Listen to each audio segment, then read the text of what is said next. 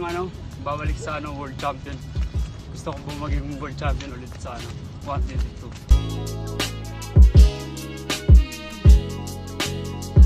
This is Multi-Floor Fight News Asia. We are here at the Pan Pacific, Beverly Hills, with Marlon Tapales, former WBO champion of the world. Marlon, kamusta na? Yes lang. Kailan padating mo? Yung was 6. The 6. Adjusted ka naman sa weather ng California. Oo, nag-adjust. Yung weight mo, ilang pounds ka na lang?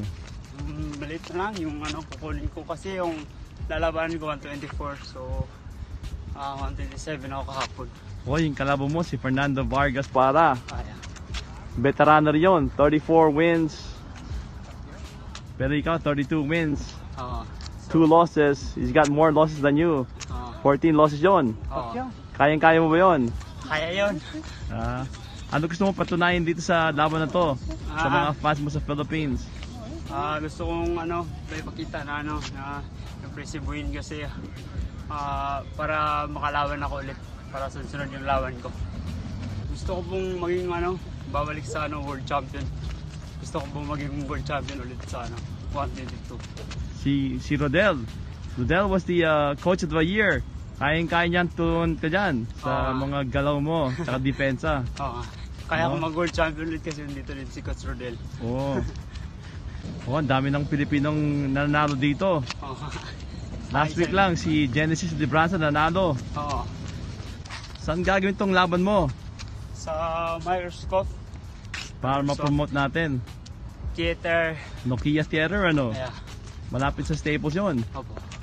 Ang manonood dyan, mga Pinoy na Laker fans din. Sana maraming manonood din.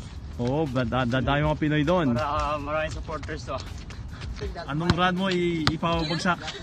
Ay, siguro hindi natin malalaman. Siguro pag mga tempo, babagsak.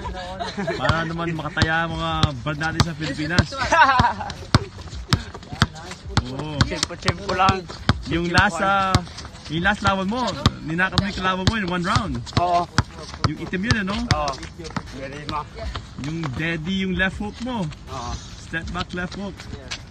Pagtatama, Southpaw ka, no? Opo. Southpaw. Yung power mo sa kanan, may naman. Malakas din. Malakas din naman. Sige, pagdadasal ka lang namin. Thank you po. God bless. Thank you sa lahat. Tama TKO or knockout. Thank you. Or unanimous decision para sa atin. Para sa Philippines, para sa bayan natin. We're here at Marlon Tapales, the former WBO champion of the world, being trained by the one and only Rodel Mayol, who is babysitting right now. Alright. Dito, titraining, double job ako ngayon. Babysitter, tsaka trainer. Ganun ang buhay dito.